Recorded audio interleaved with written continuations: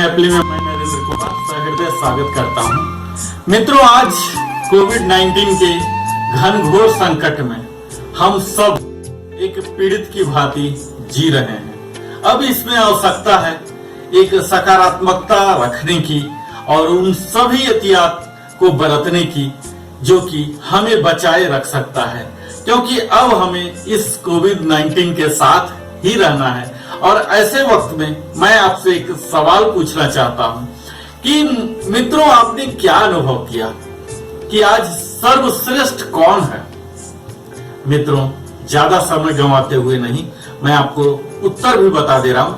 मित्रों, आज यह बिल्कुल ही स्पष्ट हो रहा कि हमारा प्रकृति ही सर्वश्रेष्ठ है।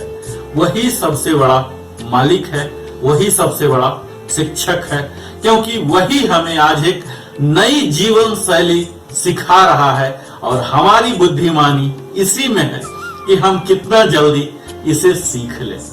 वर्ड्सवर्थ ने अपनी कविता में लिखा था, प्रकृति को अपना शिक्षक बनाना है, let nature be our teacher.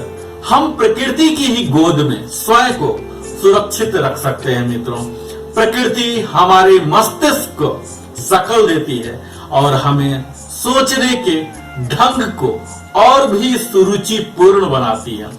चंद्रमा, तारामंडल, बर्फ से ढकी पर्वतमालाएं, नदियां, तालाब, कलियां इत्यादि प्रकृति के हमारे लिए दिए हुए उपहार हैं। राजसी व आकर्षक दिखने वाले ये उपहार हमें जोश और उमंग का संचार कर देते हैं। ये उपहार हमारे मस्तिष्क को ताजगी और आराम प्रदान करता है। इसी कारण विभिन्न कवियों ने अपनी कविताओं में प्रकृति के उन सुंदर उपहारों की सुंदरता को सजीव किया है। सूर्योदय का प्रभाव दृश्य किसी सुंदरतम दृश्य को ही उपस्थित करता है। हरी घास पर ओस की बूंदे मोतियों का परिदृश्य उभारती है।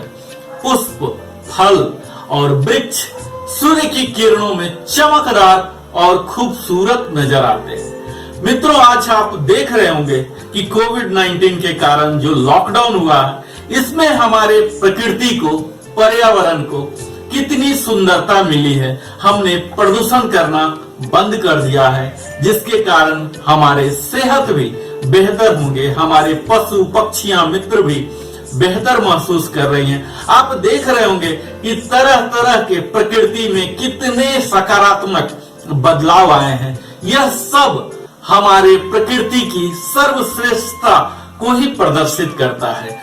वृक्षों में चहचहाते परिंदों के समूह को अपना ही एक अद्भुत संगीत आप देख रहे होंगे।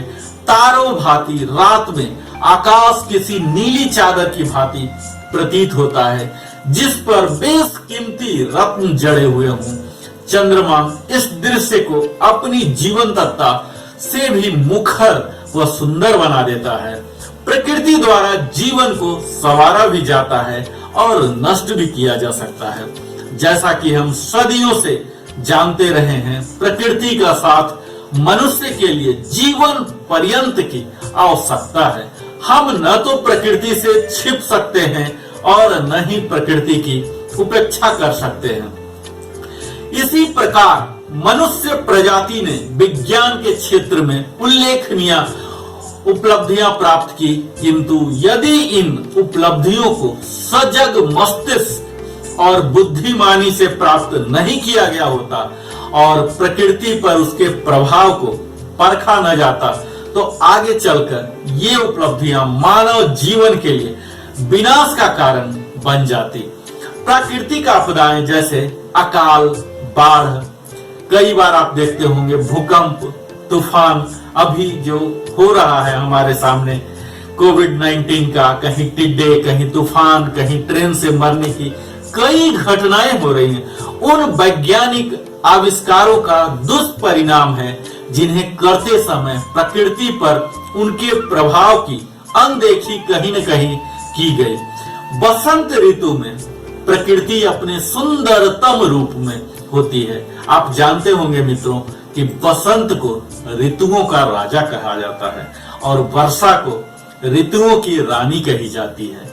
खिलते हुए पुष्प अपनी सुगंध को विभिन्न स्थानों की वायु में प्रवाहित कर देते हैं। शरद ऋतु का है अपना ही अलग आनंद होता है मित्रों, और गरीबों के लिए यह ग्रीष्म ऋतु ही है जो कि एक राष्ट्रीय ऋतु कहलाता है, जो कि सबसे ज्यादा उपयोगी होता है, जिसमें कि मिनिमलिज्म प्रिंसिपल लगता है, जो कि आज हमारे लिए कोविड-19 में सबके लिए लागू होने वाला है।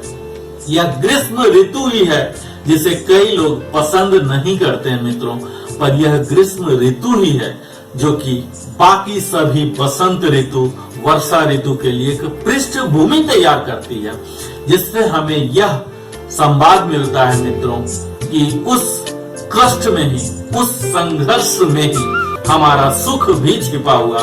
आज हम जो भी इस कोविड-19 में संकट में बीत रहे हैं, इसके आगे निश्चित है हमारे खुशी के दिन भी आने वाले हैं। जरूरत है हमें धैर्य रखने की, सकारात्मक बने रहने की, उत्पादक बने रहने की।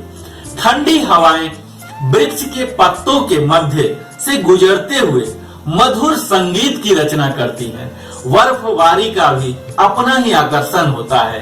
हवाओं का बहना, तैरते हुए बादल, इंद्रधनुष व झरने हमें यह याद दिलाते हैं कि सर्वशक्तिमान ईश्वर ही सबसे महान रचनाकार हैं। इसी कारण सर टॉमस ब्राउन ने भी लिखा है, प्रकृति परमात्मा की कला है, nature is the art of God. इससे बिल्कुल स्पष्ट हो जाता है मित्रों कि मनुष्य एवं पशु पक्षी ही नहीं, वनस्पति भी प्रकृति द्वारा अनुशासित हैं, और हमें इस अनुशासन का, इस शिष्टाचार का अवश्य पालन करना चाहिए, तभी हमारा अस्तित्व बना रह सकता है।